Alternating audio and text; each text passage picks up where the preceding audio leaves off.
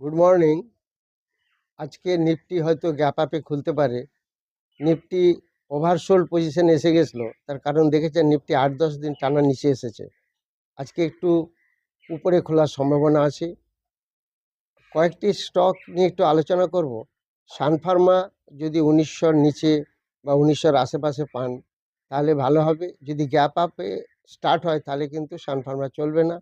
Indian hotel 720-22 এরকম জায়গায় যদি পাওয়া যায় এই লেভেলে বা তার আর আশপাশে, গ্যাপ আপ হলে চলবে না। তাহলে দেখা যেতে পারে কোলগেট যদি 1880-85-র মধ্যে খুলে তাহলে দেখা যেতে পারে এসিসি 1290-এর নিচে যদি খুলে তাহলে এটাকে আমরা ফলো করতে পারি। আরসিএফ রাষ্ট্রীয় কেমিক্যাল ফার্টিলাইজার 120-র নিচে খুললে এটাকে আমরা ফলো করতে পারি। এই 5টি স্টক আজকে ভালো মুভমেন্ট হবে এবং মোস্ট অফ দ্য স্টকস অপশানে আছে। যারা অপশানে কাজ করেন তারা একটু ফলো রাখুন।